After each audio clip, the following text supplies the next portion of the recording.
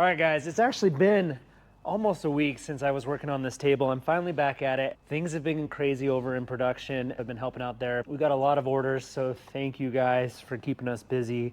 But now I have a second to get back at this project. We're gonna get it finished up and over to sandblasting today. I just gotta finish welding these top legs to the base plate. Then we're gonna mate the two sections and get that all welded up and do another little bit of finish welding, maybe a little grinding, and then off to sandblasting. Now this table is gonna be too big for our sandblasting here at Core, but there is a place up the street that does like industrial stairways, rails, that sort of thing. They have a massive outdoor blasting area. We're gonna take it over there, let them blast it for us, and then we'll bring it back here to powder coat. Now I have decided I am gonna do a black epoxy to fill in the Core 4x4 on the other side. So we'll start working, after I get the welding done and this over to blasting, we're gonna start working on the tabletop. We need to do a lot of prep on this to make it look nice, and I'll show you what we're gonna do there. But for now, let's get the welding done and let's get this off to blasting.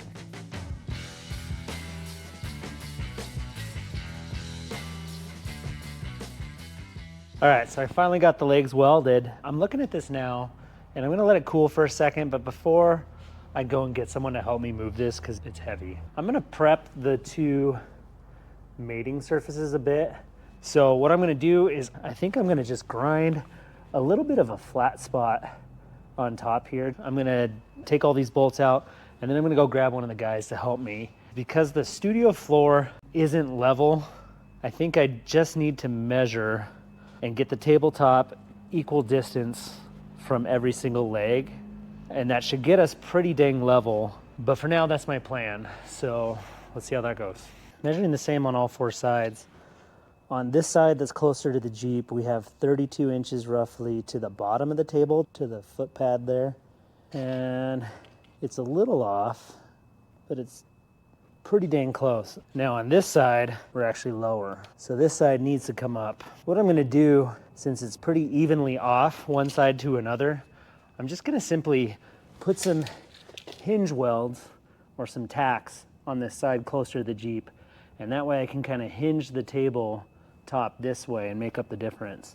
And then hopefully I can just rotate the table up a little bit, make it super even, and that's gonna be pretty much as close as I can get on this. And then once I get it where I like it, we'll weld it up, but let's see how that hinge works. I just realized as I was welding that, some of you may not know what I meant when I'm talking about creating a hinge, but it's as simple as that. And if you're not familiar with welding, as this bead cools on this side, it's gonna contract.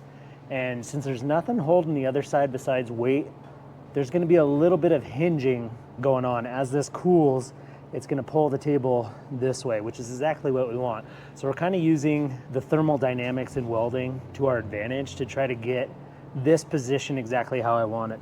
Now, while it's still warm, I'm gonna pull measurements and see where we're at, because there'll still be a little bit of movement we can have in this weld with some pressure. But once I start welding everything else, this thing is not gonna move on us. So I'm gonna do another round of measurements, see where we're at. If we need to make any adjustments, now's the time to do it, because otherwise we're gonna be cutting welds if I wanna make any more changes. However, I think we're pretty close, so let's grab the tape measure and see where we're at. Okay, so we're still a little low on this side, so I'm just gonna lift up, and that weld is still pretty hot, so you can actually get some movement, and we did. So I have my foot on this foot pad here, and we can just do a little lifting, and we can get it to move a little bit. So we got about another 16ths to go, and we might need something to hold it up. That definitely moved. That's almost perfect. I don't think we can get much closer than that. I'm gonna tack that. Now that tack on this side is gonna cool also, so I wanna kind of hold it open a little bit. You can see on this side that now there's a bit of a gap. So I'm gonna wedge a screwdriver in here and see if we can get a little bit of movement.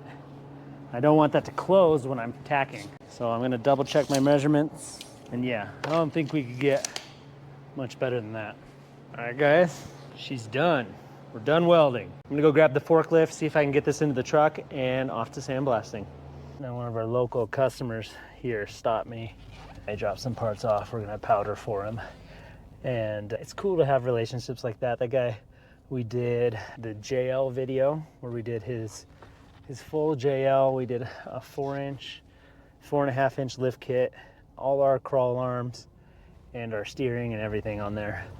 That's on our YouTube channel. You can check it out. That's his Jeep. And we have a lot of relationships like that with a lot of local guys. And it's awesome to be able to have that with the Jeep community around here.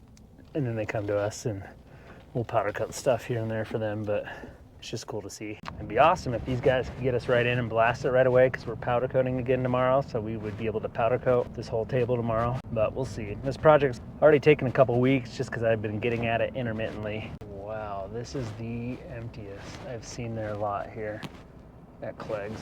All right, I'm gonna go find someone. Let's see if they'll get this in for us. All right, they said it'll be done. If you're in Utah County, you need something big blasted, Clegg Steel.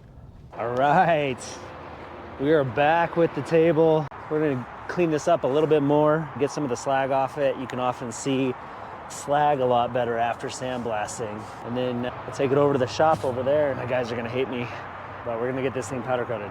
So let's get that done. Ready to powder coat it? Heck yeah. Yeah, I have no idea how I'm gonna hang it. The other idea is I can get some threaded ends and make some hoops and put a bar through. Hang it upside down or on its side. That was my powder coater. He's excited. All right. Came up with the idea of just building little caster feet so we can wheel it in and out of the oven, and it'll be quite a bit easier. So we're gonna go over to the bolt store. We're gonna grab some more bolts. I think I'm gonna grab a couple of the big nuts to hang the feet with. This is actually gonna be a lot easier to powder coat than I thought. Double D Bolt, huge shout out to them. When I first started this business 12 years ago, we didn't machine any of our own threads, and Double D Bolt was one of the first suppliers I ever had at Core4x4. And they are a small family business, so that's awesome. They're just fantastic to do business with. We've been doing business with them for almost 12 years now. If you need any fastener, bolt, nut, screw, anything, Double D Bolt. I'm gonna run inside and get some of those bolts. All right, I'm back in the studio now. I've gathered up everything I think I need to get that table powder coated. I went and grabbed some more bolts. These we're just gonna use to thread in to the feet of the table, and I'm going to just weld them to the bottom of these casters. We need some way of covering the threads on the feet because we don't want powder coating the threads. So I'm basically gonna just weld a nut to the end of this tube, and then we'll be able to thread the feet into it. And then on the end of this piece of scrap, I'm gonna put another piece of scrap so we can hang the feet. And you'll see what that looks like when I'm all said and done. I'm gonna throw a jacket on and I'm gonna get welding this up. Now we're serious, get the hat backwards. Now these caster plates are zinc plated. If you've ever welded zinc, it can be a nightmare. I'm gonna try to grind some of that off and see how it welds. Okay, that worked okay. Whew, those are done. Now we do wanna get these nuts centered best we can. Let's throw some wheels on.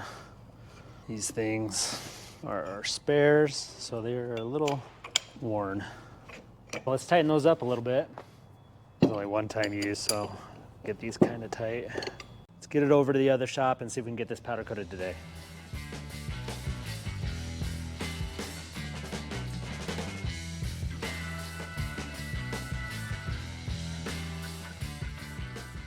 Look at that, she's smoking. All right, so our table's powder coated. We're gonna let that cool down. But honestly, we need to start prepping the tabletop because we're done with the base, the feet, all that. I mean, we do have to get them up into the conference room, but that's gonna be another project for another day. For now, honestly, I need to figure out how the heck I'm epoxying and finishing this tabletop. I have a few ideas. We're gonna try a couple things, but honestly, I'm probably done working on the table for today. But yeah, this is the next piece of our puzzle. So for now, we'll let everything cool off. We'll get that table back over here so it's out of those guys' way. And then when we come back, we'll start working on this tabletop. Okay, we got a torch. Didn't have any mixing sticks, so I'd grab this. We call these lollipops. They're for our nut tabs on our long arm kits. Ooh, I don't know if you can see that, but that is very thick. That's what she said. Let's get some of this ready. I honestly don't know how much of this to use, but it wasn't very expensive, so I got 4 of them. Black epoxy resin pigment paste uses a highly concentrated pigment formula that only requires a small amount to create the black effect. So we only need a small amount. So we'll have this ready. Oh, look at that. I don't think this is gonna mix well. There's no way we're gonna be able to pour if it's that thick. I knew that happens with epoxy, at least the resin or the whatever they call this, part A, as it gets older. Oh my gosh. Well, we're already this far and it's already probably garbage. Let's give it a try. I think that's mixed good enough. You don't want to overmix it because it can harden faster. You see on TikTok and everything all the time when they do those epoxy tables and they torch the bubbles. That's always been really cool. So I'm excited to give this a try. Look, you can see all the bubbles. Literally just burns all the bubbles out. Look at that. Ooh, it's smoking though. When you're actually doing a pour, you probably have to sit here and babysit this a little bit. Or maybe this is just too thick. We're gonna let it sit, we're gonna let it bubble. Maybe we'll torch it once in a while like that. What I really wanted to get at was the tabletop. I really wanna try this router bit out. They advertise this as specifically for aluminum. Aluminum is softer and can gum up a lot of steel cutting tools. So I hope this can do what I want, which is I just want a nice bevel all the way around so it's not a sharp laser cut edge. So yeah, let's get this on the router, let's give it a try and see what it can do. We're gonna set a pretty mild depth for this test pass. I'm just gonna guess and check until I get a finish I want. Let's try that. Before I start it, I'm just gonna give you a quick before of what the edge looks like. It's a very sharp corner and all the way around the table has a bit of a burr. We barely have any sticking up. So we're gonna see how it cuts. We can always go deeper, you can't go lighter, but I am gonna test on the lettering here. This is the back side of the lettering because this will go right against this, and if we have epoxy, you'll never see any mistakes. So we're gonna do some testing on the lettering, and let's see how that looks. This is kind of what I was afraid of. And maybe it's because I'm cutting against the rotational direction of the bit. It's getting pretty gummy, so I'm gonna try to go the other direction. I went the other direction here for a little bit and that looks a lot better. So yeah, we're gonna see if we can clean that up. I wonder if there's a speed I need to run this at. Okay, I turned up the speed and changed the cut direction, and I was dragging some chips, but we'll do this part first, so I don't know, looks pretty good. Okay, I'm gonna play around with speed and direction more on the rest of this lettering, and I'm gonna get some safety glasses on. Let's see what the rest looks like. Okay, I've done a couple letters now. They look pretty good. I think what's happening, or what's causing some of my issues here, is you see how this is getting all scraped up? That burr from the laser cutting is catching on this plastic guide and causing me to just not be very smooth. So on these next ones, I'm gonna try to deburr real quick with the grinder and see if that helps what I'm doing. So I think my depth on this DeWalt grinder, yeah, it's definitely deeper. Oh, I probably need to tighten this little guy there. So I was just noticing as I was doing that R, I mean, that's a super deep cut. This is on the back side of the lettering, so these mistakes are okay. But I think I want to go back to this depth, at least for the lettering. Because if I'm gonna cut that deep on the other side, we're just gonna have a weird face. Now that I got the depth figured out, and we made our mistakes on the back side of this table, I'm gonna reset the depth, maybe a little deeper than I did on the C here, like closer to the O, and I'll do the rest at that depth. Bad news is, our bit, I'm only through 4 letters on one side, and it's starting to cut and leave a little weirdness. So we might need more bits. Yeah, I did a test on one of these holes. I am gonna bevel the top side hole, but I'm not gonna bevel any of the bottom anymore. This is the one I tried. It's not gonna leave enough meat because I do wanna use a tapered bolt to fit flush on the table. When we bolt this together, we're not gonna use these big, these were just temporary. So we're gonna get a taper head bolt. So we'll have to make a bevel on the other side of the table. I'm gonna keep practicing on the letters, feel like I got the hang of it, and then when I go to do the outside edge, it should look a lot nicer. Has been a lot easier and given a better finish, so we're gonna keep doing that. We're gonna cut downhill on our first pass against the rotation of the router. It does leave a little bit of a burr, but I think we're gonna go back uphill with less of a pass on the second one.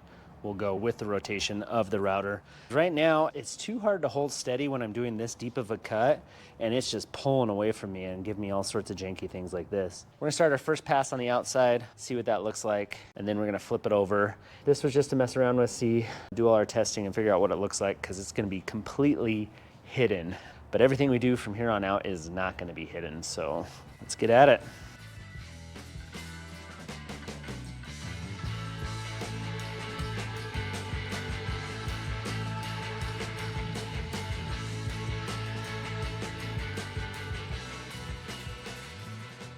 I think I'm done on this for today. It's late on a Friday. Forgot about this. Our epoxy's actually setting up okay. It's pretty hard already, and it's only been a few hours. We might be able to pour with this. I'm really happy with how this beveled edge turned out. Yeah, just has a really cool look to it. This is gonna be an awesome table. Next week I'll get in here, we'll start cutting and buffing. My powder guy, he was in paint for a long time, but we'll see how that goes. We're gonna get this polished and shiny. Then we're gonna try to figure out how to epoxy this lettering on the table. But I wanna be able to take the table apart down the road for when we move. So I think I'm gonna use some epoxy tape on here so it doesn't actually bind to the table. We'll caulk it, we'll seal it off. But I think we're gonna pour the epoxy up in the conference room. So next week, we're gonna get all this done. We've come a long way, a lot of welding, a lot of powder coat, and we're on to the last little bit. Well, there's still a lot of work, but we'll get to it next week, and we'll see you guys then.